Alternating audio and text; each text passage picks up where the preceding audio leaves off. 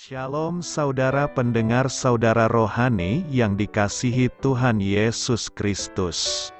Selamat datang di Renungan Rohani malam hari ini. Selamat malam, saya berdoa agar saudara sehat selalu. Semoga Roh Kudus hadir di tengah kita saat ini. Sebelum kita mulai renungan malam ini, marilah kita bersama-sama berdoa. Bapa kami yang di surga, Bapa di dalam nama Tuhan Yesus Kristus, kami sungguh mengucap syukur, ya Tuhan, oleh karena Engkau sangat baik buat kami. Engkau ada bersama kami dan menopang hidup kami di siang hari dan di malam hari. Engkau ada bersama-sama dan menyertai kami. Tuhan, kami memuji dan bersyukur kepadamu pada malam hari ini, kami masih bisa berkumpul di rumah kami yang kecil ini. Tuhan, saat ini kami hendak mendengarkan firman-Mu. Berilah pengetahuan dan bimbinglah hamba-Mu ini agar apa yang Engkau firmankan dapat bekerja sesuai kehendak-Mu. Buat kami jemaat-Mu, bukalah hati dan pikiran kami untuk mendengar dan menerima firman-Mu. Kiranya firman-Mu ini dapat menjadi berkat bagi kami. Berbicaralah Tuhan, kami sudah siap menerima firman-Mu. Di dalam nama Tuhan Yesus Kristus kami berdoa dan mengucap syukur. Amin. Sahabat saudara rohani, pembacaan ayat emas Alkitab renungan kita malam hari ini. Nats pilihan kita adalah, nantikanlah Tuhan, kuatkanlah dan teguhkanlah hatimu. Ya, nantikanlah Tuhan. Tertulis dalam kitab Mazmur 27 ayat 14, kata kunci renungan pada malam ini adalah, mengapa beribadah?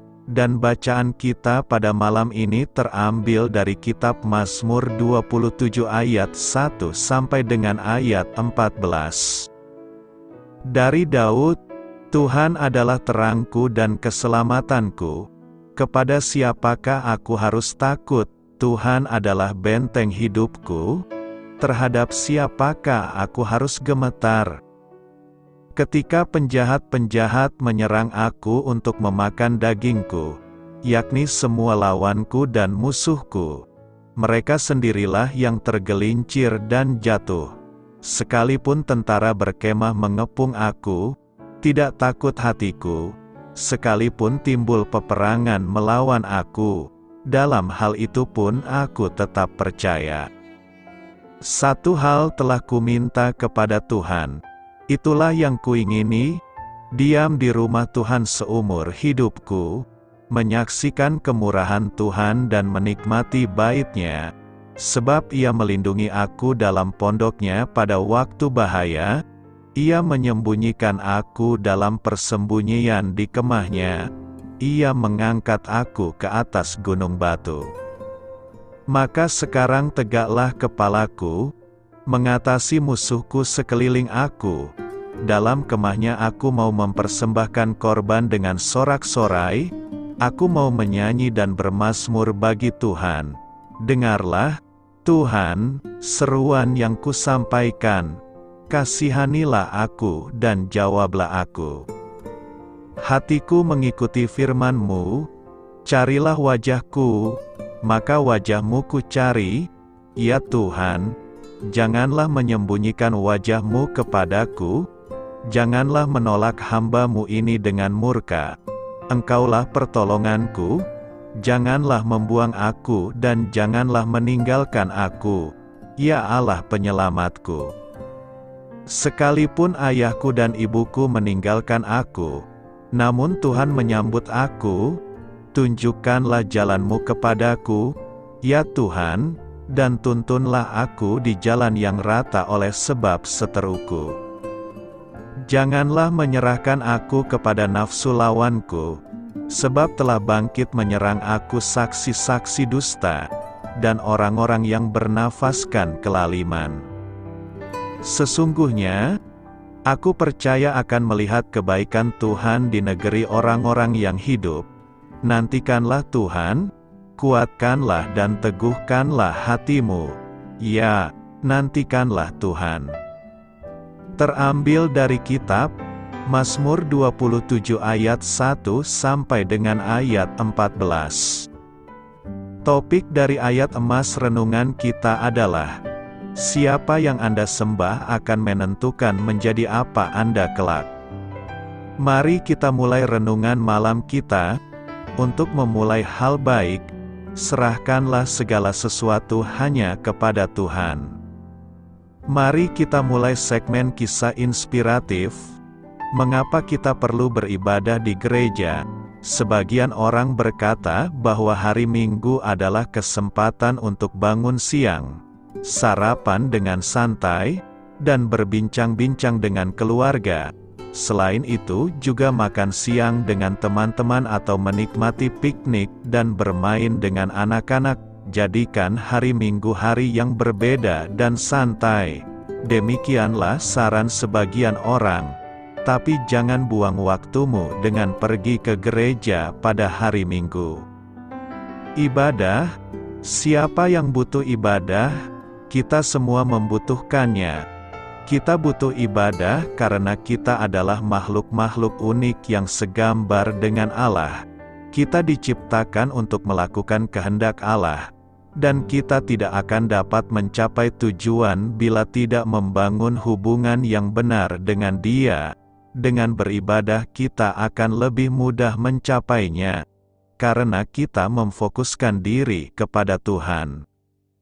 Tatkala kita bergabung dengan saudara-saudara seiman yang lain di gereja, hati kita berpindah dari dunia yang bersifat sementara ke dunia Allah yang bersifat kekal.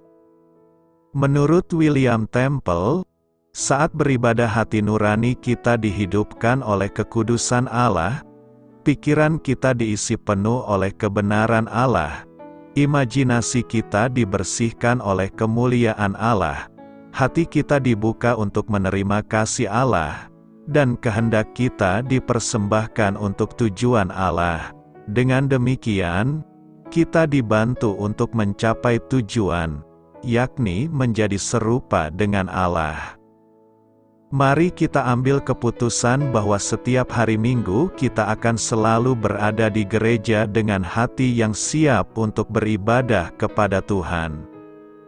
Tuhan mendengarkan doa. Hari ini kita akan membahas tema Tuhan mendengarkan doa. Tuhan pada dasarnya setia mendengar semua doa-doa kita yang keluar dari mulut dan hati kita. Tak satu kata pun yang terabaikan oleh Tuhan dari setiap permohonan kita kepadanya. Dalam Minggu Roget ini, kita akan membahas bagaimana Tuhan akan mendengarkan doa-doa kita. Doa merupakan alat kita untuk mencurahkan seluruh hati dan perasaan kita kepada Tuhan. Apa yang kita mau dan kita inginkan dalam kehidupan serta masa depan kita. Orang yang memelihara hubungan baik dengan Tuhan, dia akan selalu mengingat di dalam dia dan permohonan. Sebab hanya sejauh doa saja kita dapat berbicara kepada Allah Bapa yang di sorga. Kita umat percaya diingatkan untuk tetap memelihara hidup yang penuh doa setiap saat dan setiap waktu. Sebab doa juga merupakan nafas kehidupan umat Kristen. Berarti dengan doa, umat percaya menggantungkan seluruh harapan, cita-cita dan kehidupannya di dalam Tuhan. Marilah umat percaya agar selalu mengingat berdoa kepada Tuhan, sebab itulah jalan kita mengadu padanya. Mengapa kita berdoa? Kita berdoa karena kita membutuhkan jawaban Tuhan atas segala pergumulan yang kita alami serta percaya bahwa Tuhan sanggup memberikan pertolongan. Saat menghadapi masalah besar, Daud berdoa kepada Tuhan dan ia menjawab pergumulan Daud. Ini berarti doa dapat menyelesaikan segala permasalahan dalam hidup. Timbul pertanyaan kita sekarang, bagaimanakah seharusnya kita berdoa supaya doa kita didengarkan Tuhan? Pertama, kita harus berdoa dengan penuh iman. Jadi, hendaklah ia memintanya dalam iman, dan sama sekali jangan bimbang, sebab orang yang bimbang sama dengan gelombang laut, yang diombang-ambingkan kian kemari oleh angin. Orang yang demikian janganlah mengira bahwa ia akan menerima sesuatu dari Tuhan. Berdoa dengan iman artinya walaupun belum melihat jawaban dari Tuhan, kita tetap percaya bahwa kita pasti menerimanya. Dan sebagai orang beriman kita harus memegang janji Tuhan karena janji Tuhan adalah iya dan amin. Tidak ada janji yang tidak Ia tepati. Artinya Tuhan pasti menjawab doa kita. Iman sanggup menarik kuasa Tuhan. Iman perempuan yang sudah 12 tahun mengalami pendarahan mampu menggerakkan kuasa dari sorga. Kata perempuan itu, "Asal kujamah saja jubahnya, aku akan sembuh." Untuk beroleh jawaban doa kita harus memiliki iman sepenuhnya, bukan iman yang di bibir saja kita percaya tapi di dalam hati bimbang. Jangan sekali-kali menghalangi kuasa Tuhan dengan logika kita yang terbatas. Kedua, kita harus berdoa dengan kerendahan hati atau hancur hati. Suatu sikap yang menunjukkan ketidakberdayaan dan betapa kita memiliki ketergantungan penuh kepada Tuhan. Daud berkata, "Korban sembelihan kepada Allah ialah jiwa yang hancur, hati yang patah dan remuk tidak akan Kau pandang hina, ya Allah." Seseorang yang rendah hati adalah orang yang selalu siap diajar, dibentuk, ditegur, dididik dan diproses untuk didewasakan Tuhan. Ketika diproses Tuhan ia tidak memberontak dan tidak gampang menyalahkan orang lain, tetapi tetap taat dan setia di dalam Tuhan. Ketiga, kita harus bersabar menantikan jawaban dari Tuhan. Pemazmur memberi nasihat, "Nantikanlah Tuhan, kuatkanlah dan teguhkanlah hatimu." Ya, nantikanlah Tuhan, karena semua orang yang menantikan Engkau takkan mendapat malu. Banyak orang Kristen gagal dalam menantikan jawaban dari Tuhan. Mereka tidak sabar menunggu. Akhirnya mereka tidak lagi tekun berdoa dan menyerah di tengah jalan. Terkadang Tuhan menjawab doa kita dalam waktu yang singkat, namun ada kalanya Ia menjawab dalam waktu yang lama atau bahkan Dia tidak menjawab doa kita sama sekali. Tentu ada sebabnya. Mari kita belajar dari Abraham yang tetap bersabar menantikan waktu Tuhan. Alkitab menyatakan, Abraham menanti dengan sabar dan dengan demikian ia memperoleh apa yang dijanjikan kepadanya. Sadarilah bahwa waktu kita bukanlah waktu Tuhan. Agenda kita berbeda dari agenda Tuhan. Sesungguhnya, masa penantian ini adalah masa di mana Tuhan sedang mempersiapkan segala sesuatu untuk menggenapi janjinya, namun kebanyakan kita sudah tidak tahan. Keempat, kita harus hidup benar di hadapan Tuhan. Apa saja yang kita minta pasti Tuhan sediakan bagi kita asal kita tinggal di dalam firman-Nya. Jadi yang menjadi penyebab utama mengapa Tuhan tidak menjawab doa-doa kita adalah, antara lain, karena ketidaktaatan kita sendiri. Sudahkah kita hidup benar di hadapan Tuhan? Sudahkah kita menjadi seorang Kristen yang taat? Maka, sebelum kita komplain kepada Tuhan, hendaknya kita mengoreksi diri.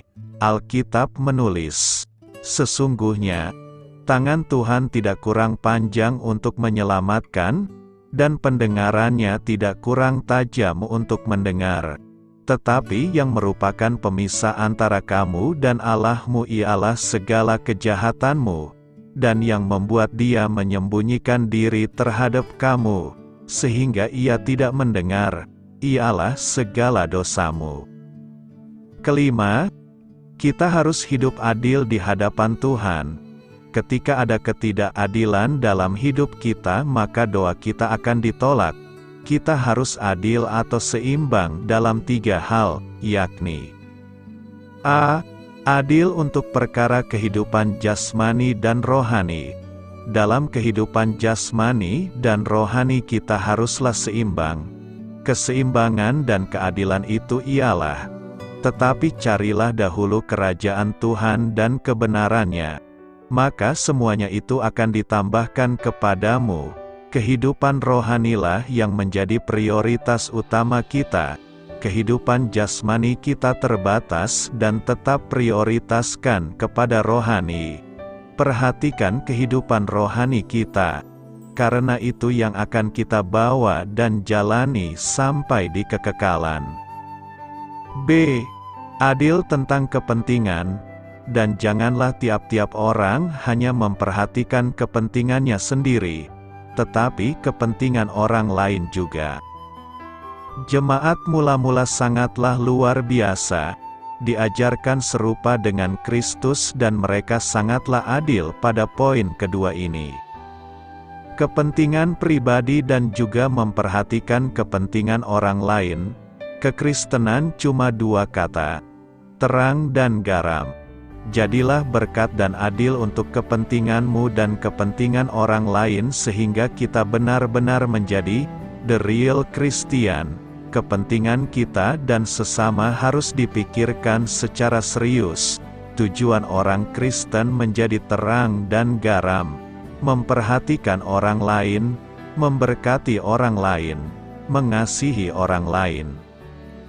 C. Adil dengan apa yang sudah kita terima dari Tuhan dan apa yang kita berikan kepada Tuhan.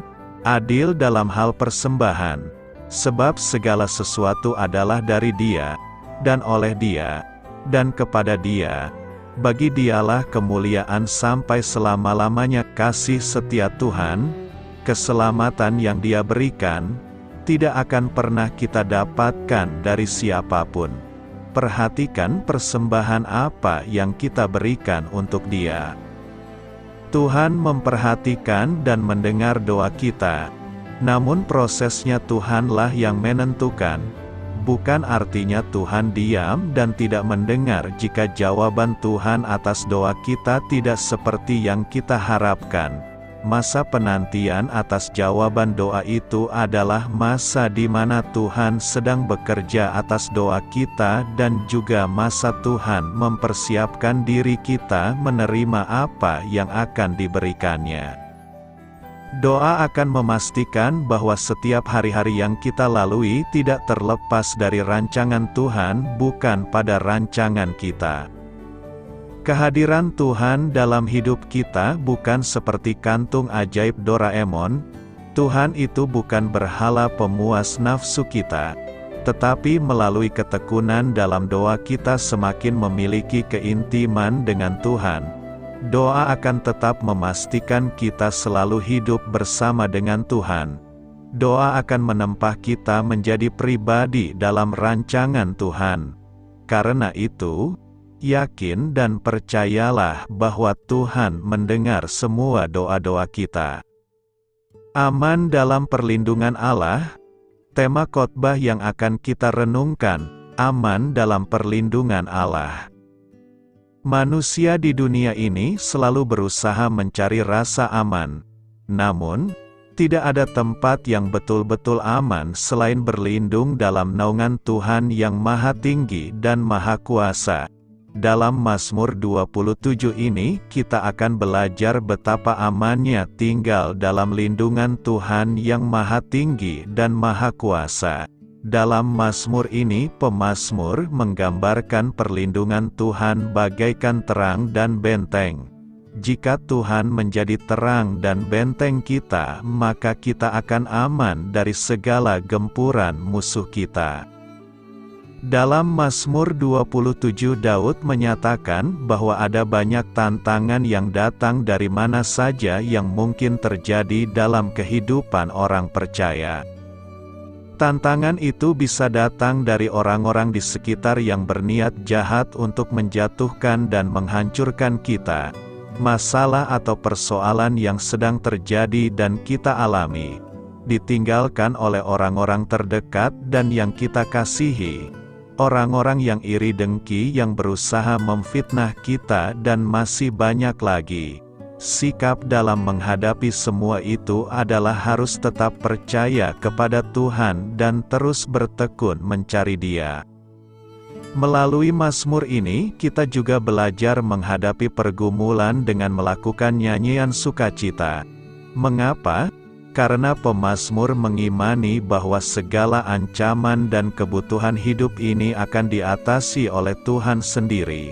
Pemazmur menyatakan Allah sebagai terang dan benteng keselamatan dan kekuatan, maka tidak ada alasan baginya untuk merasa takut atau panik. Ketenteramannya tidak dengan syarat-syarat lahiriah, tetapi tanpa syarat. Timbul pertanyaan kita sekarang, bagaimana caranya agar kita dapat merasa aman dalam lindungan Tuhan? Tentu jawabannya adalah hanya dengan menjadikan Tuhan sebagai benteng hidup kita. Benteng adalah bangunan tempat berlindung, bertahan dan tembok untuk menahan serangan musuh. Mengapa kita harus menjadikan Tuhan sebagai benteng hidup kita? Pertama, sebab ada musuh.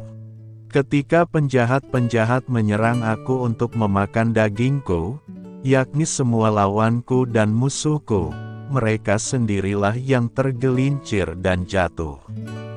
Sekalipun tentara berkemah mengepung aku, tidak takut hatiku, sekalipun timbul peperangan melawan aku, dalam hal itu pun aku tetap percaya. Belajar dari kehidupan Raja Daud. Seperti manusia biasa lainnya, dia pun juga memiliki musuh dan lawan-lawan yang membahayakan nyawanya pada masa itu sebagai seorang raja di Israel.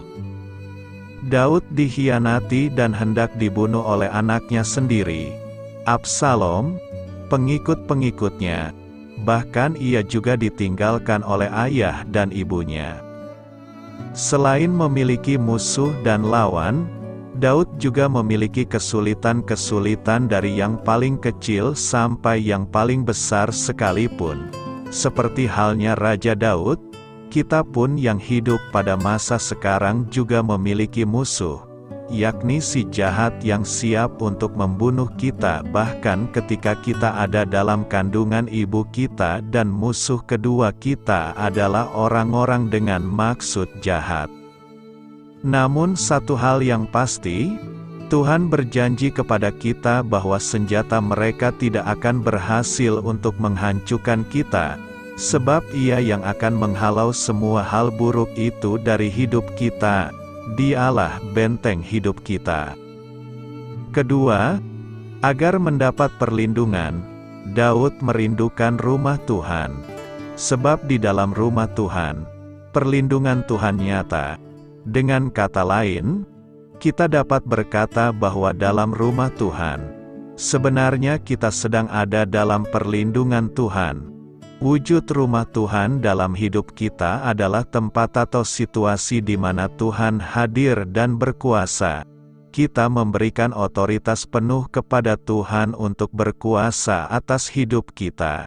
Ketika rumah Tuhan terwujud, maka perlindungan Tuhan akan nyata dalam hidup kita.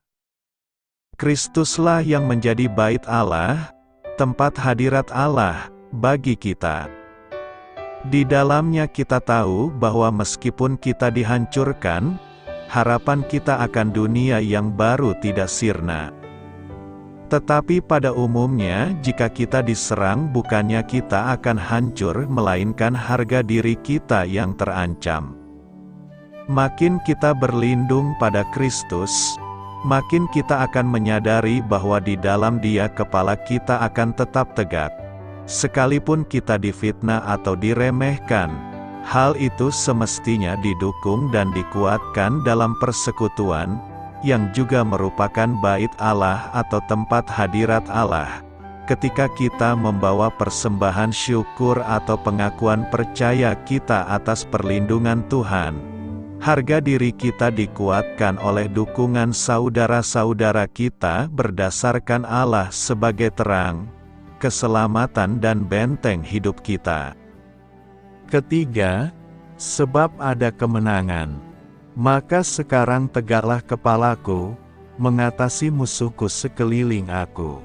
Dalam Alkitab versi terjemahan bahasa Indonesia sehari-hari, kalimat tersebut dituliskan dengan kalimat jelas yakni, sekarang aku menang atas musuh, seperti Daud dalam perlindungan Tuhan, ia penuh dengan kemenangan. Jadi dari kisah hidup Daud ini, kita dapat belajar sebuah prinsip hidup dari firman Tuhan bahwa kemenangan kita ada pada Tuhan. Andalkanlah kuasa Tuhan dalam hidup kita.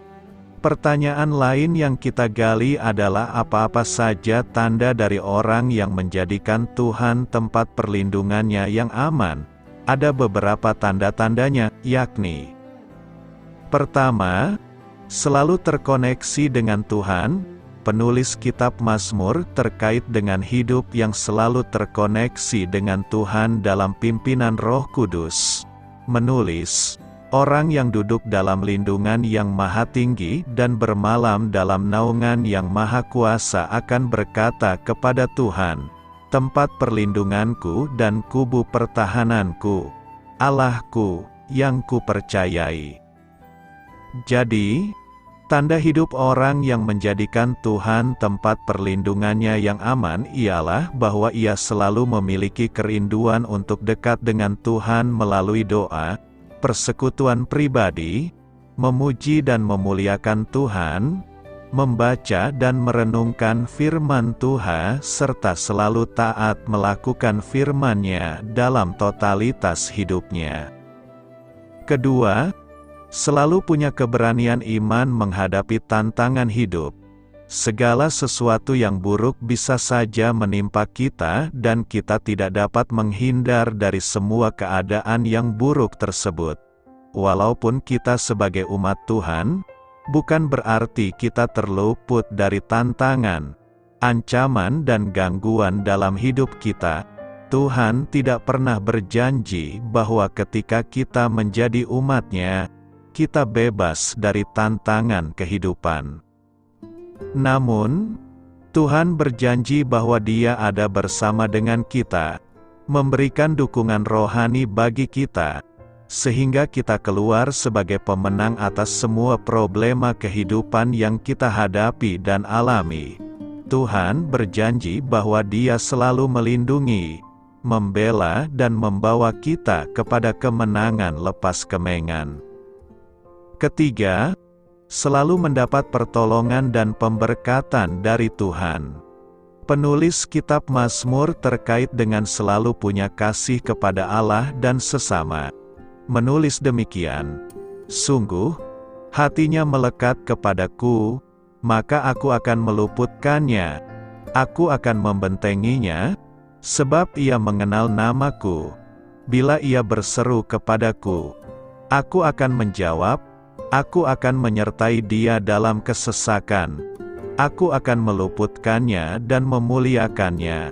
Dengan panjang umur akan kukenyangkan dia, dan akan kuperlihatkan kepadanya keselamatan daripadaku.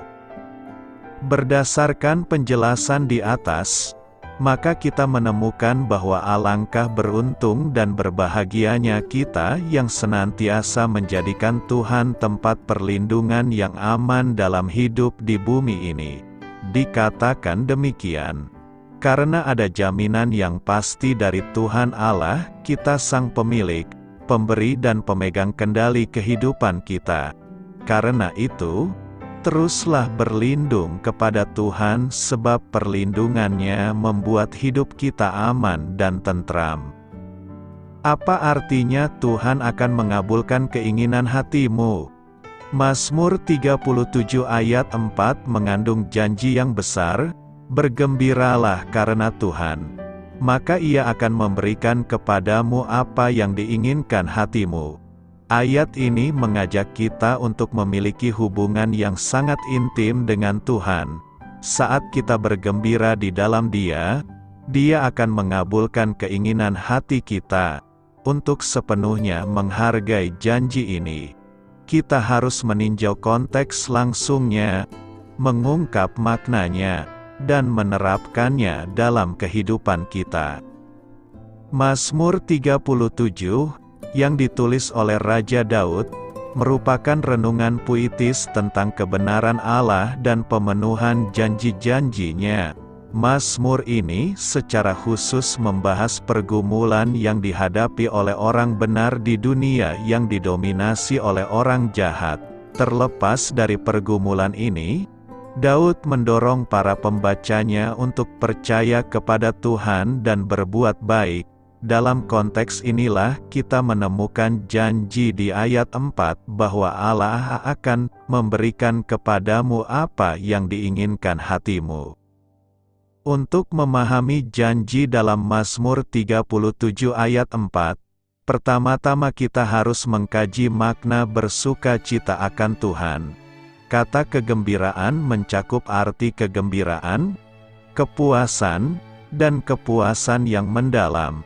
Saat kita bergembira karena Tuhan, kita mencari hadirat-Nya, merenungkan firman-Nya siang dan malam dan menyelaraskan kehendak kita dengan kehendak-Nya. Ini melibatkan hati, pikiran, dan jiwa.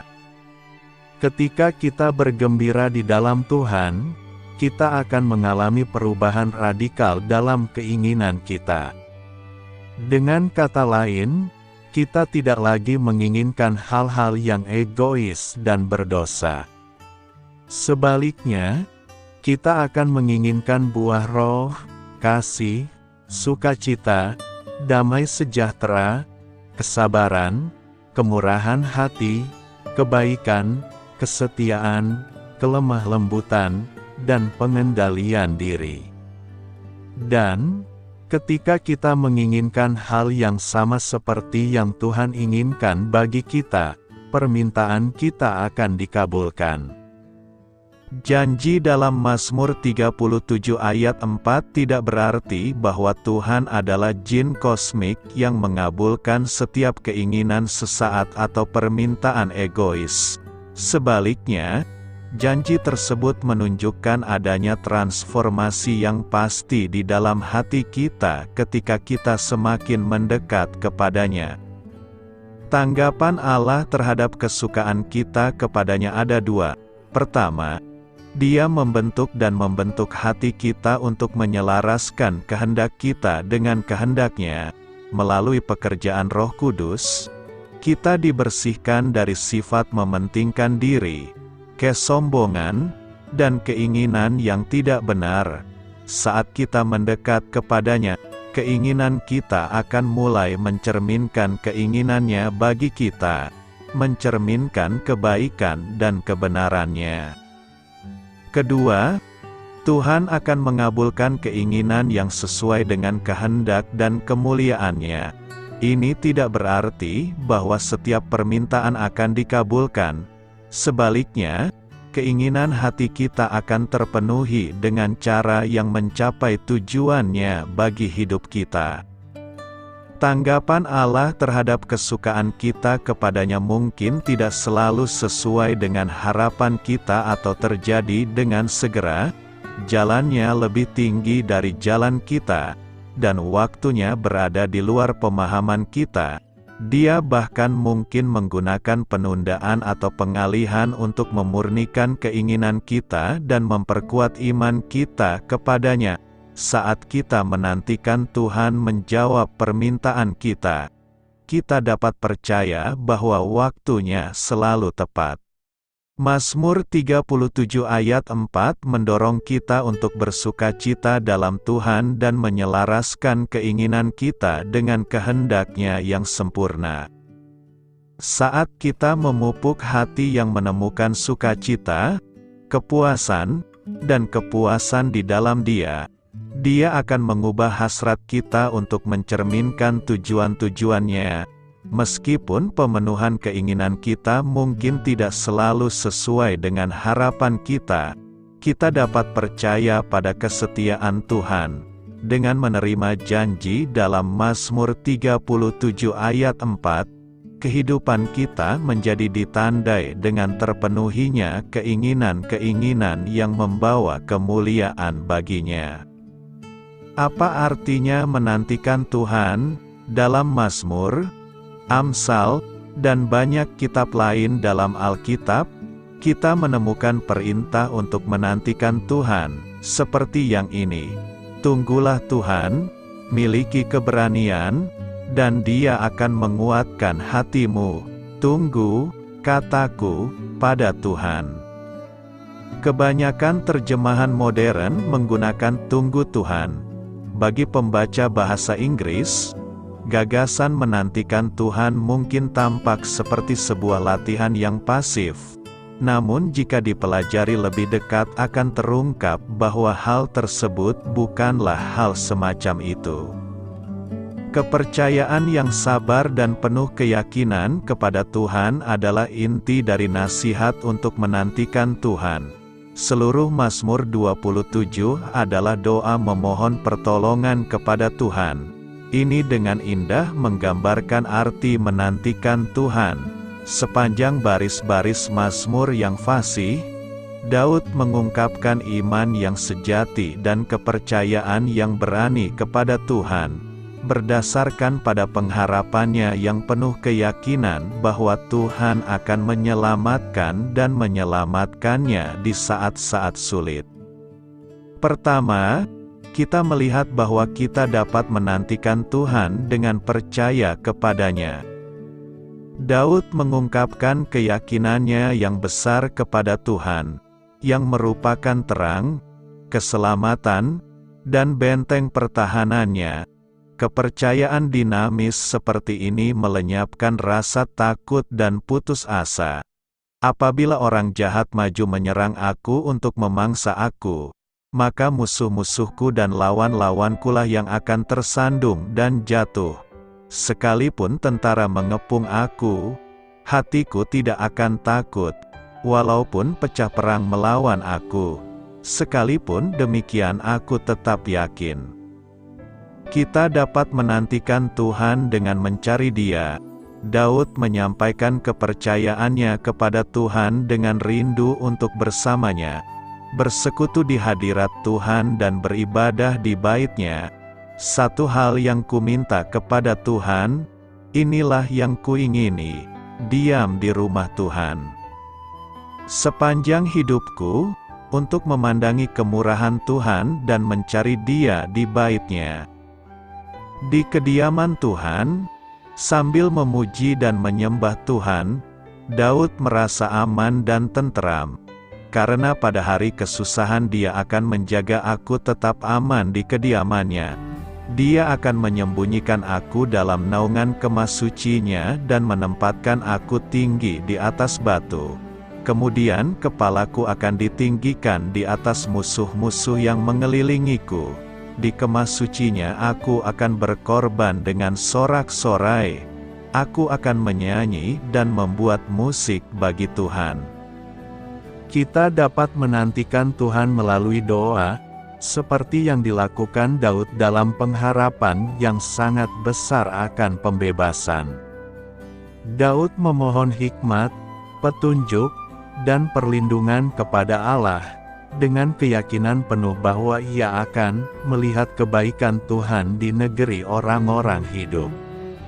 Mereka yang menantikan Tuhan dapat berharap sepenuhnya bahwa Dia akan mengabulkan harapan mereka. Sesungguhnya siapapun yang menantikan Engkau tidak akan mendapat malu. Menantikan Tuhan mencakup pengharapan penuh keyakinan akan hasil positif yang di dalamnya kita menaruh pengharapan besar. Harapan ini didasarkan pada pengetahuan dan kepercayaan kepada Tuhan. Mereka yang tidak mengenal Tuhan tidak akan menantikan Dia. begitu pula mereka yang gagal mempercayainya. Kita harus yakin akan siapa Tuhan itu dan apa yang mampu Dia lakukan. Mereka yang menantikan Tuhan tidak putus asa dalam doanya. Inilah keyakinan yang kami miliki saat mendekat kepada Tuhan, bahwa jika kita meminta sesuatu sesuai dengan kehendak-Nya, Dia mendengarkan kita. Menantikan Tuhan memperbaharui kekuatan kita, menantikan Tuhan dengan percaya, mencari, dan berdoa membangun iman kita dan mendatangkan ketenangan dan stabilitas. Aku menantikan Tuhan dengan sabar. Dia menoleh ke arahku dan mendengar tangisanku. Dia mengangkatku keluar dari lubang berlendir, keluar dari lumpur dan lumpur. Dia menginjakkan kakiku di atas batu dan memberiku tempat yang kokoh untuk berpijak. Dia memasukkan lagu baru ke dalam mulutku, sebuah himne pujian kepada Tuhan kita. Banyak orang akan melihat dan takut akan Tuhan dan menaruh kepercayaan mereka kepadanya. Sebagaimana ditegaskan dalam bagian ini, menantikan Tuhan juga merupakan kesaksian bagi orang lain yang akan melihat iman kita dan, sebagai hasilnya, menaruh kepercayaan mereka kepada Tuhan. Menantikan Tuhan mendatangkan berkat Tuhan.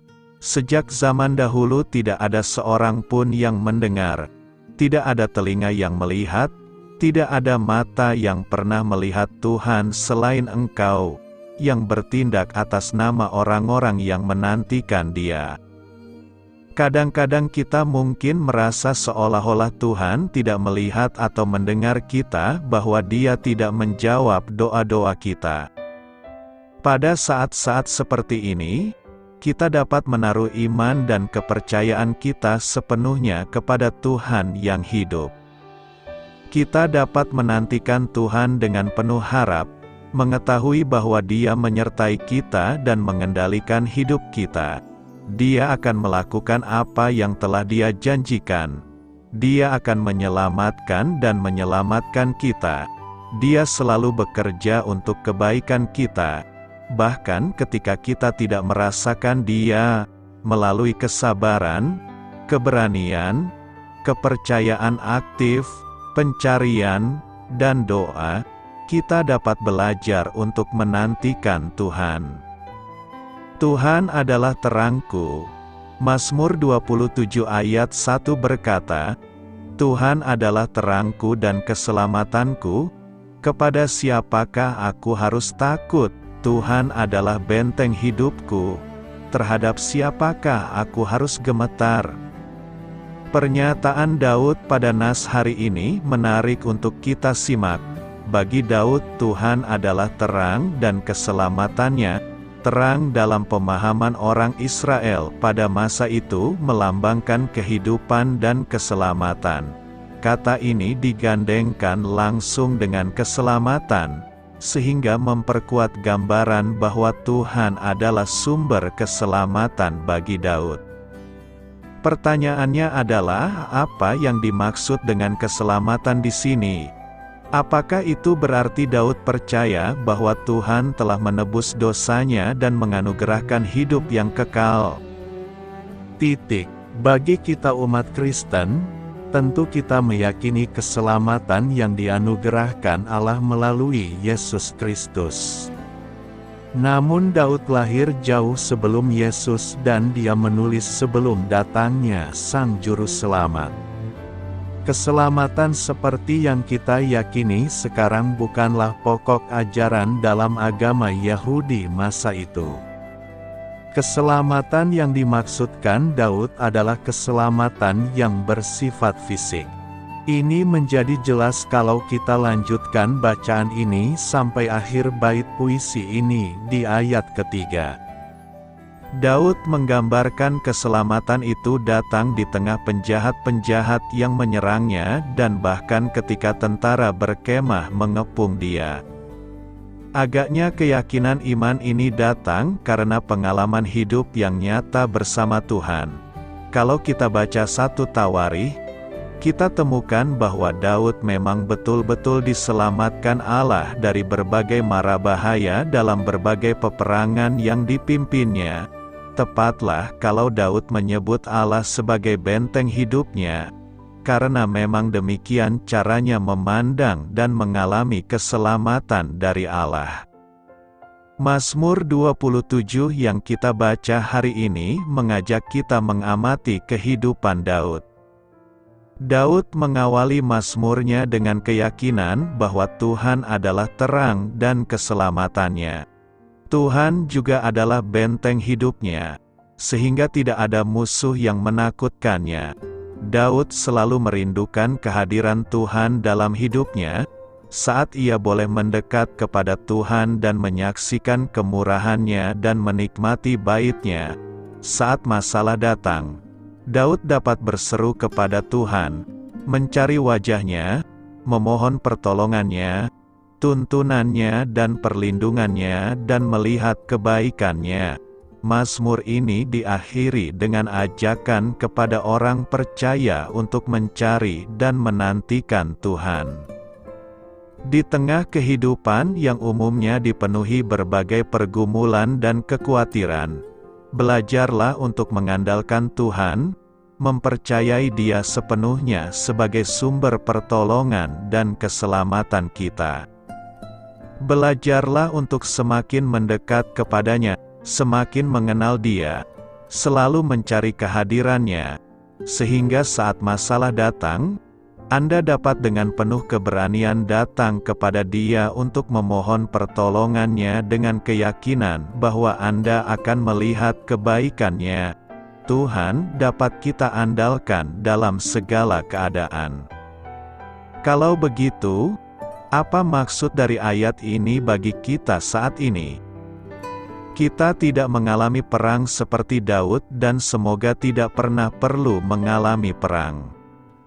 Dapatkah kita juga berseru seperti Daud, "Tuhan adalah benteng hidupku, terhadap siapakah aku harus gemetar?" Saya tidak menyarankan kita mencobai Allah dengan sengaja pergi ke tengah kumpulan preman atau membuktikan kebenaran ayat ini dengan pergi ke medan perang. Sesungguhnya ayat ini bisa kita alami sepanjang kehidupan kita sehari-hari, yaitu ketika kita menyerahkan rasa takut dan gentar kita hanya kepada Allah, bukan kepada yang lain. Ketika kita mau mengutamakan Allah, mengikuti kehendak-Nya dan mencari perlindungan-Nya, kita boleh yakin bahwa Allah Daud yang menyelamatkannya sepanjang peperangan juga akan menyelamatkan kita sepanjang jalan kehidupan kita. Allah sajalah sumber keamanan dan keselamatan yang sejati. Lalu bagaimanakah jika ternyata kita tetap berhadapan dengan masalah yang mengancam keselamatan fisik kita? Jawabannya bisa ditemukan di Mazmur 27 juga. Akan tetapi itu bahan renungan lain dengan topik yang berbeda. Cukuplah saat ini kita belajar dari iman Daud, Tuhan adalah terangku dan keselamatanku, kepada siapakah aku harus takut? Karena itu, jika kita mengalami pergumulan hidup andalkanlah Tuhan sebagai terang dan keselamatan kita. Beritakanlah Injil kepada segala makhluk. Hormatilah semua orang. Selamat beristirahat malam dalam kasih setia Tuhan. Doa saya menyertai saudara sekalian, mari bertumbuh dalam iman bersama saudara rohani. Saya memberkati Anda agar sewaktu Anda mencarinya dari Dia, Bapa Surgawi Anda akan memberikan bagi Anda roti harian Anda. Dalam nama Yesus Kristus, Tuhan yang berkuasa atas alam semesta dan menuntun kita kepada iman yang menyelamatkan, Tuhan Yesus menyertai senantiasa. Terima kasih sudah berkenan mendengarkan renungan malam saudara rohani. Tuhan memberkati. Amin.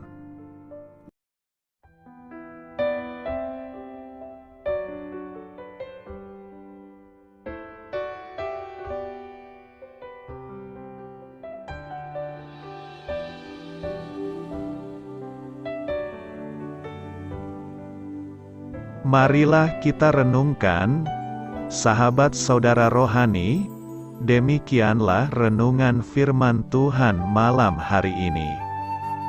Semoga menjadi berkat di dalam hidup kita dan menjadikan kita pribadi yang lebih baik. Sebelum kita beristirahat pada malam hari ini, marilah kita berdoa. Bapa kami yang di surga, Bapa di dalam nama Tuhan Yesus Kristus, kami sungguh mengucap syukur, ya Tuhan, oleh karena Engkau sangat baik buat kami. Engkau ada bersama kami dan menopang hidup kami di siang hari dan di malam hari. Engkau ada bersama-sama dan menyertai kami, ya Tuhan Yesus. Kami mengucap syukur untuk firman-Mu, ya Tuhan, yang memberikan kami kekuatan dan menyadarkan kami bahwa kami tidak perlu takut dengan gelap dan malam. Sebab Tuhan, Engkau ada bersama kami. Engkau melindungi kami dan menjadi perisai bagi kami hamba-Mu berdoa saat ini. Tuhan, untuk setiap pendengar renungan ini yang mengalami ketakutan, kecemasan, kegelisahan, pada situasi gelap dan malam hari di dalam nama Tuhan Yesus Kristus. Kuasa Tuhan melepaskan mereka dari segala ikatan roh-roh ketakutan yang mengikat mereka saat ini. Tuhan melepaskan setiap anak-anak-Mu dari segala rasa takut dan kecemasan. Di dalam nama Tuhan Yesus segala kuasa-kuasa roh jahat, kuasa setan iblis yang mengganggu anak-anak-Mu, ya Tuhan, tolong hancurkan dan halaukan dengan kuasa-Mu. Dalam nama Tuhan Yesus Kristus, berkati setiap kami anak-anak-Mu, ya Tuhan, dan lindungilah kami. Kami aman di dalam Engkau. Ya Tuhan, penuhilah setiap hati kami dengan keberanian, damai sejahtera, dan sukacita serta ketenangan yang dari Tuhan. Berkati kami di malam hari ini, saat kami tidur dan beristirahat. Kuasa-Mu, ya Tuhan, menaungi setiap kami, memberkati dan melindungi kami. Bangunkanlah kami kembali besok pagi dengan kekuatan yang baru. Tubuh yang sehat diberkati Tuhan dan berkat-berkat yang baru Tuhan sediakan bagi kami. Terima kasih. Ya Tuhan, kami sungguh mengucap syukur untuk firman-Mu yang menguatkan kami. Dalam nama Tuhan Yesus Kristus Juru Selamat kami, Bapa kami yang baik, kami mengucap syukur dan berdoa haleluya. Amin. Biarlah firman Tuhan menjadi pengingat untuk kita semua, bahwa tuntunan dari Roh Kudus akan selalu memberi jalan keluar bagi setiap permasalahan hidup kita, dan memberi kedamaian di hati kita. Amin. Sampai jumpa di renungan malam saudara rohani berikutnya.